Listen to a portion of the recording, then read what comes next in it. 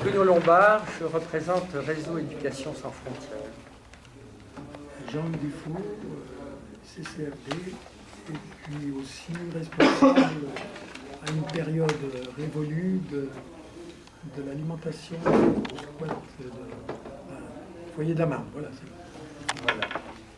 Guy Jacob, urgencesolidaire.net.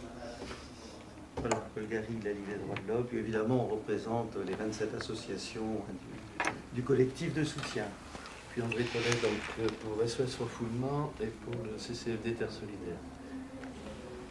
Et la CIMAD s'excuse de n'avoir pas pu être là ce matin pour raison d'empêchement. Et au niveau des associations, on avait donc vu notamment dans les communiqués de presse, dans l'interview à la télé, enfin, sur France 3, en tout cas donc, du préfet, disant qu'il regrettait le peu de coopération des associations, qu'il regrettait qu'à aucun moment, je cite, ce que j'ai regretté, c'est qu'à aucun moment nous ne disposions des moyens de continuer le dialogue avec les associations pour examiner au cas par cas la situation de chacun des demandeurs d'asile.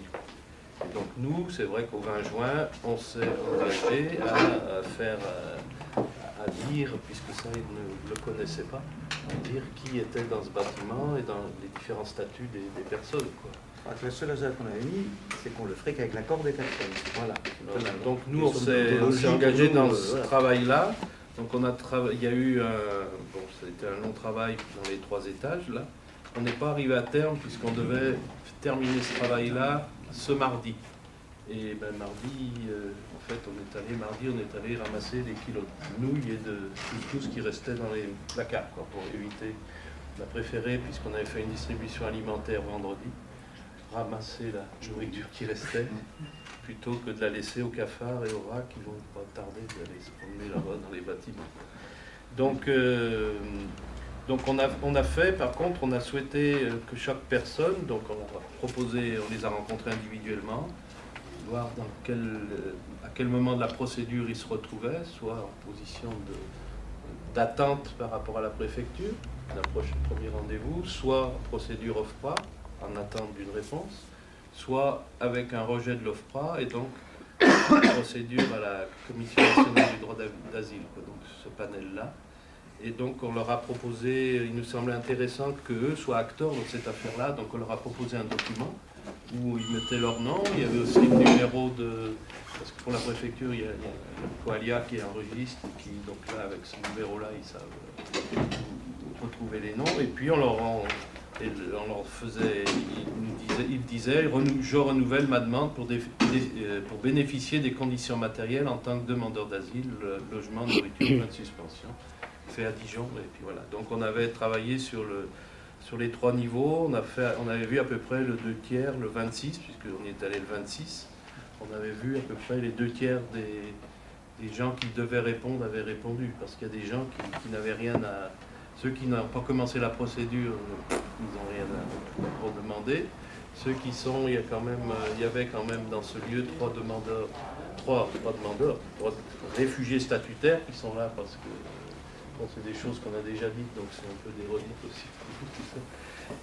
Et donc on a fait cet inventaire-là. Hier, on leur a bien signifié qu'on avait fait ça, qu'on a travaillé là-dessus et qu'on n'était quand même pas resté, et qu'on devait leur communiquer ça hier soir.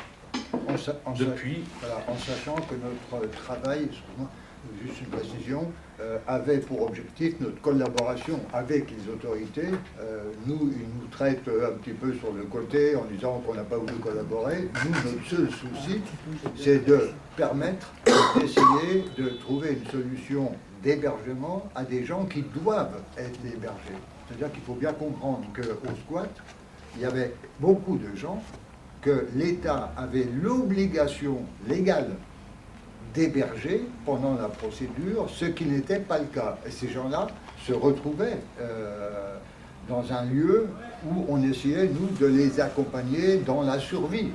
C'est tout. On n'est pas dans une position politique, on n'est pas dans une objection à un parti ou à un autre. On est juste, il y a des gens, l'État, quel qu'il soit, de droite ou de gauche, doit les loger, il ne le fait pas, et c'est pour ça que les gens vont dans le squat.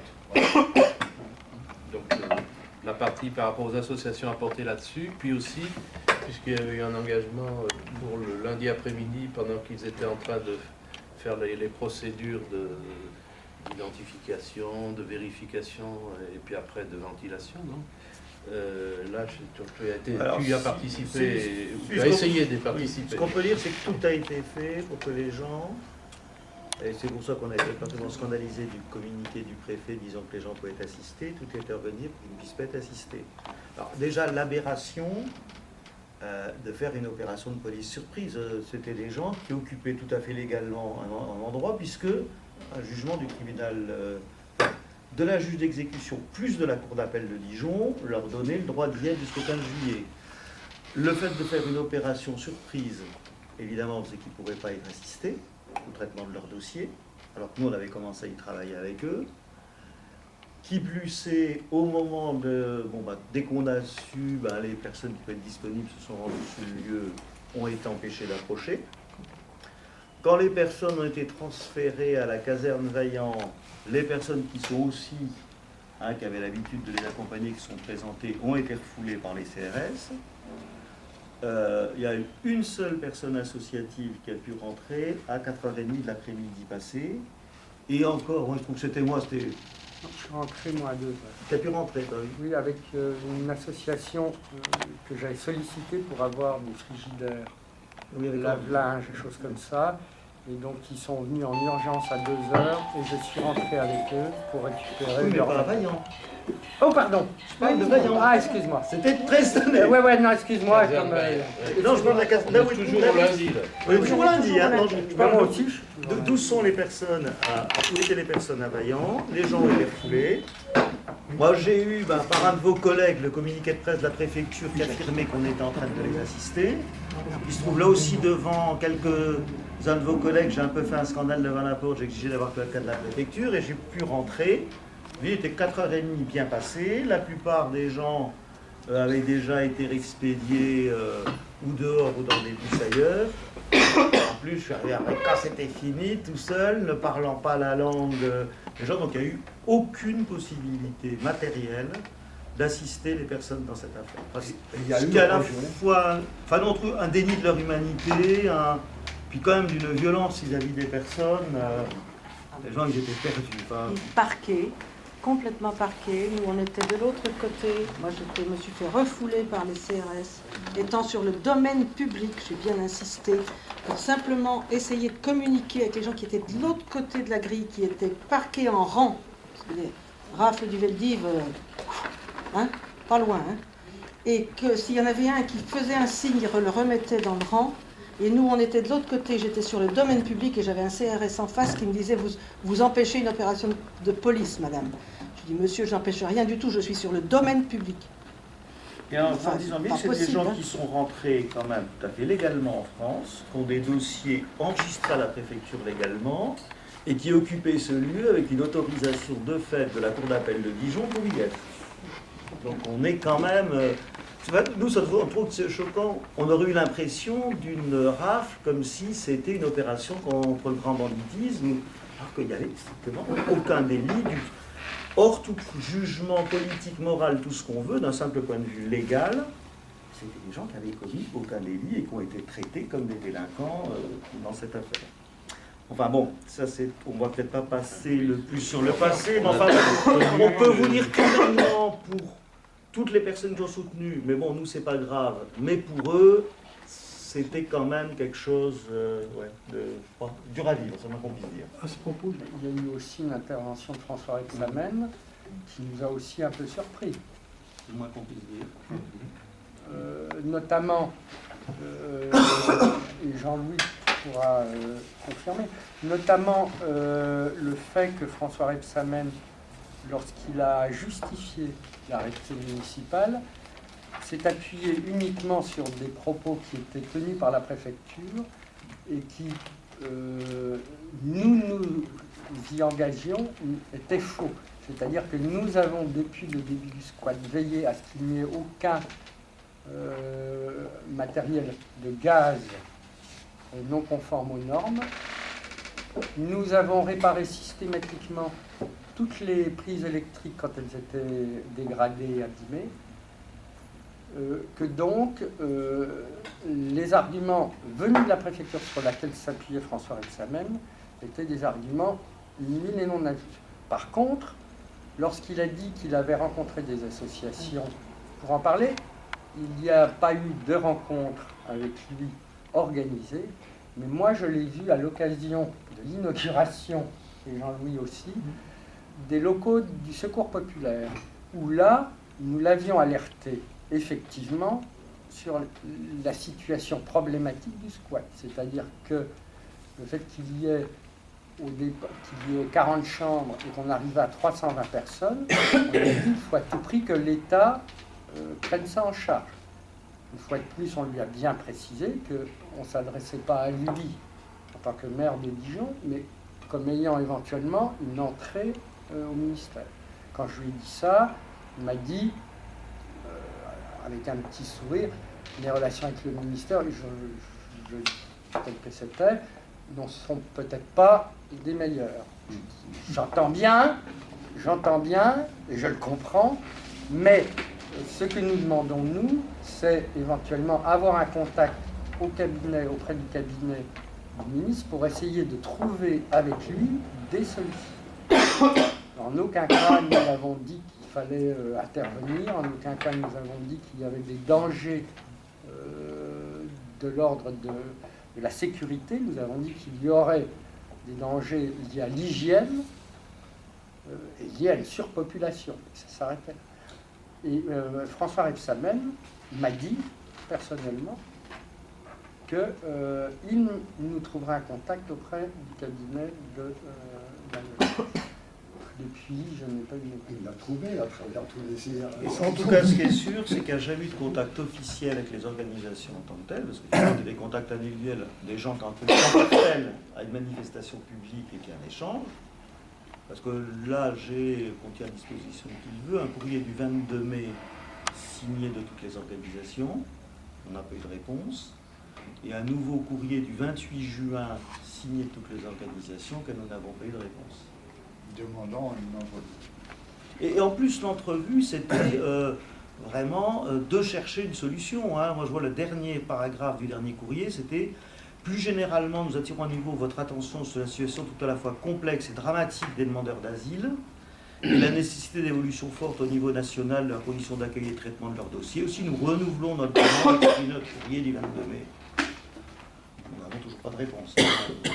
Enfin bon. C'est le passé, peut-être dire quand même maintenant où on en est vis-à-vis des personnes, ce qui est... je crois que c'est peut-être utile de donner quelques chiffres. Si vous voulez, combien il y avait de personnes avant le 2 juillet au boulevard de la Marne?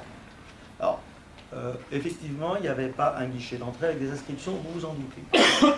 Par contre, on avait des évaluations à peu près précises, parce que là aussi, comme tu dis, on faisait quand même le boulot des pouvoirs publics, c'est-à-dire c'est nous qui distribuions de la nourriture, comme se poser la question, est-ce que c'est normal que les gens vivent uniquement de la bonne volonté et de la charité publique? Il y a quand même les Restos du Cœur aussi. Oui. Enfin, nous, les Restos du Cœur, mais en fait, que du bénévolat quand même. Hein. Il n'y a pas eu un sou public pour aider les gens à manger, à part, pour parler aussi des allocations qu'ils ont. Oui.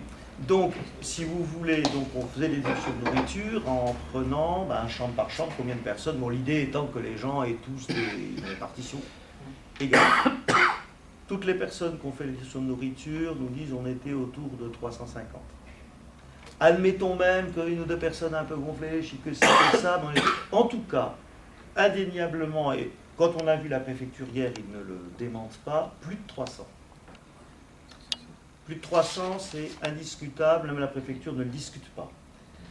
Quand ils ont fait leur opération, quand on les a vus le soir de la manif, je vous avoue, on allait les voir, c'est vraiment par devoir pour savoir ce qu'étaient devenus les gens. On n'avait pas le cœur à discuter, mais on s'est forcé. Il faut des fois mettre son devoir avant la fierté, mais c'est un peu dur d'y aller. Je le dis en passant. Ils nous ont dit, il y a 19 personnes. Il y a 225 personnes. Oui, alors, voilà, ils nous ont dit on a trouvé 225 personnes. Qui ont été évacuées. Donc ça veut dire, bon, parce qu'il y a son de gens qui n'étaient pas là. Hier d'ailleurs, il a corrigé les chiffres. 255. En nous disant, en fait, il y a 255 personnes qui sont trouvées. Donc Il a corrigé en refaisant les chiffres de la police. Pendant la matinée, si vous avez été sur place, peut-être vous avez vu des gens qui arrivaient de ville, là, et ils étaient partis le matin, et puis à 10h ou 11h en revenant, il y avait du... Alors, 255 personnes, là, le chiffre nous semble fiable. Parce que si vous voulez qu'à un instant T, au milieu de matinée, qu'il y ait un quart, un petit tiers des gens sortis, donc entre nos chiffres, dire entre 300 et 350, et le fait qu'ils trouvent 255 personnes sur place, ça nous semble cohérent hein, avec ce qu'on voit de la réalité des gens. Sur ces personnes qu'ils ont trouvées, quand on fait les comptes au final, il y a 19 personnes pour lesquelles ils ont trouvé une solution de logement stable, en CADA ou des procédures humanitaires particulières, 19, 114 en hébergement d'urgence. Vous faites 114 et 19, ça fait 133. Ça veut dire que d'entrée, vous mettez entre 180 et 220 personnes directement à la rue sans solution. Et ça, c'est bien qu'ils nous l'ont dit. Et après, on parlera un peu de ce que veut dire hébergement d'urgence, mais les personnes à qui le soir même ont une possibilité de coucher quelque part, c'était 133 sur les plus de 300. Les autres, rien. Ils sortaient. Moi, j'ai vu des gens de la caserne, que les CRS ont poussé dehors, le gars disait, mais moi, je ne peux pas partir, je veux qu'on me dise où je dors. Où je dors, puis je voyais le CRS, tu n'étais pas... Tu ne pas, celui-là dit, mais où tu veux? Mais tu ne pouvais rien, le pauvre CRS, je veux dire. Mais c'était... Étant entendu que, par ailleurs, l'après-midi même, les matelas, les affaires de couchage qu'ils pouvaient avoir, on a quand même trimballé des centaines de matelas pour leur permettre plus ou moins d'avoir de le lendemain, la nuit du lundi, le lendemain, le mardi, on a trimballé les matelas. Oui, non, mais on l'a pas amené. Non, on n'a pas amené. On a trimballé les matelas pour les amener. Le soir où ils ont été expulsés, ce soir-là, ils étaient à la rue et n'avaient pas le droit de retourner dans les locaux. Ils ont eu le droit le lendemain.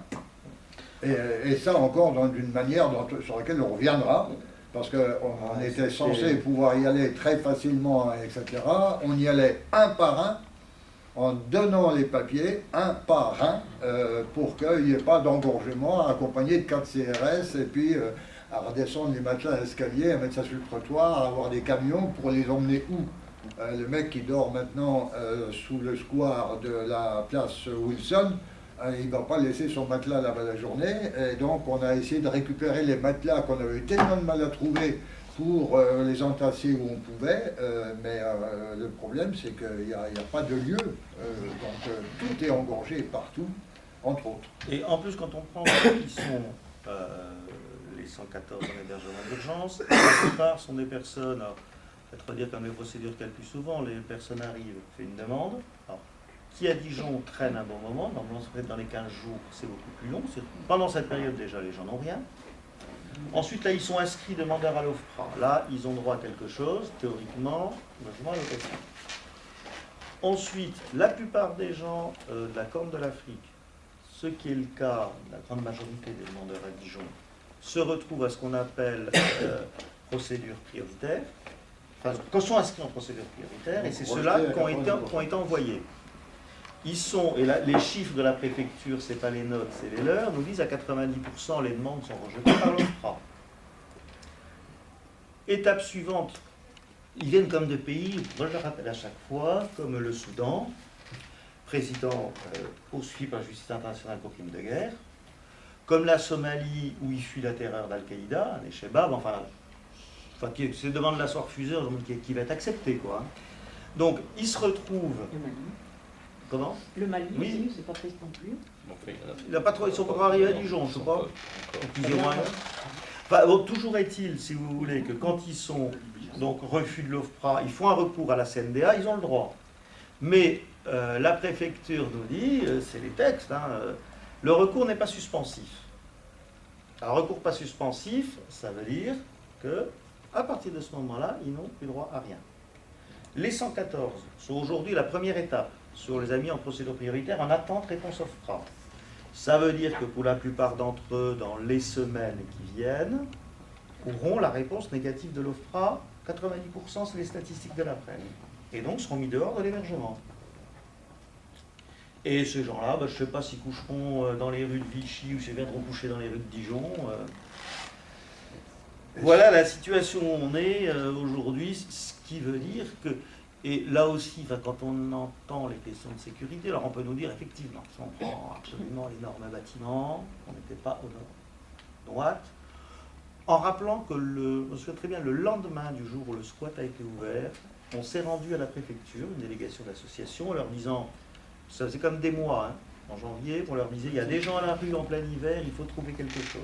On leur dit, voilà, nous on a trouvé, maintenant on gère le lieu avec vous.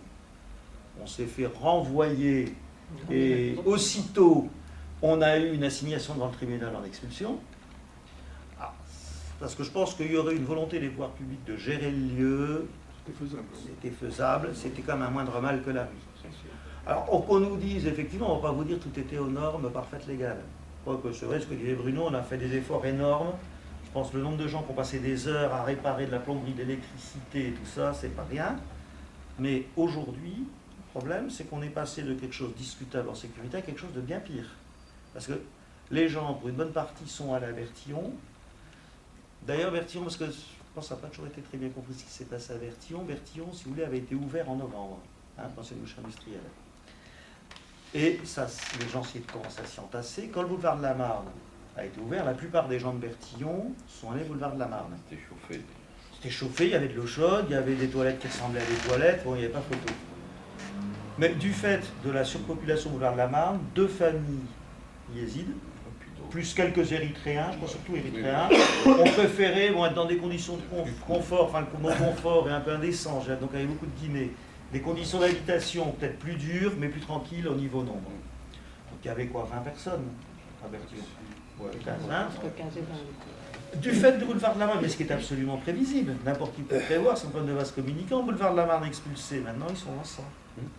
Donc ça s'est dégradé encore plus de toute façon. Donc ce qui veut dire que les conditions de sécurité sont devenues bien pires, parce qu'entre un internat qui était quand même aux normes, reconnu par l'État, parce qu'il servait à l'hébergement d'étudiants il y a 2 ans, et une ancienne boucherie industrielle désaffectée depuis des années, il n'y a pas photo sur la sécurité.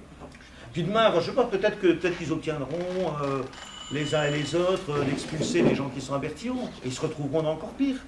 Parce qu'on est dans une logique, enfin, qui nous semble nous folle, c'est que les pouvoirs publics, en plus, ils le reconnaissent à mi-mot quand on en parle officieusement. Oui, il y a des gens, quand on nous dit, en gros, il nous dit des ninis, c'est-à-dire des gens, au bout d'un moment, qui ont encore le droit d'ailleurs de faire des recours à la Commission nationale du droit d'asile, mais ils sont considérés comme n'ayant pas vocation à être là. On adore le terme n'a pas vocation. Donc, ils sont là, ils reconnaissent eux-mêmes qu'ils ne peuvent pas les faire partir, parce que reconduite à la frontière, c'est bien joli, mais la France n'a pas beaucoup de frontières communes avec le Darfour, jusqu'à preuve du contraire. Et en plus, pour qu'ils puissent les faire renvoyer au Darfour, si tant est qu'ils pourraient, il faudra un accord que l'État les laisse rentrer. Alors peut-être quelques opposants politiques les laisseront rentrer, on voit pourquoi, mais la plupart, ceux qui ont fui Al-Qaïda en Somalie, les paysans du Darfour qui ont fui les massacres, personne ne le laissera rentrer, rien. Et aucun pays européen n'en veut. Donc on se trouve des gens qui sont ici, qui sont rentrés, qui ont fait des procédures, dont on dit, vous n'avez pas vocation à être là, vous n'avez plus droit à 1 centime d'aide de l'État, vous n'avez pas droit à un logement, et tout le monde, pas droit de travailler, et tout le monde sait très bien qu'ils ne peuvent pas repartir. Parce que l'État où ils viennent, ils ne pourront pas y revenir, et aucun autre État n'en voudra. On est dans une situation de fou. Et avec tous les effets pervers, on a vu que ça peut dire, il y a des gens qui sont là, mais vous n'avez pas le droit de vivre d'aucun moyen légal. Et on leur donne, on leur délivre une obligation de quitter le territoire en disant, mais très expressément, hier soir, Choma, c'était très clair là-dessus, on leur donne, évidemment, parce que c'est la procédure, mais bien évidemment, on ne peut pas l'appliquer. On ne peut pas les renvoyer dans un pays... Il y a n'importe quel pays. Donc Ils ne tourneront pas au Darfour, comme je dis, qui n'est pas tout à fait frontalier de la France, mais s'ils se présentent à la frontière suisse, italienne, belge ou tout ce que vous voulez, ils n'en voudront pas plus. Voilà. Enfin, on a vu le contrôle frontière, ils ne seront pas contrôlés, ils passeront, mais ils seront dans la même situation. On est dans une histoire de fou. Ubuesque.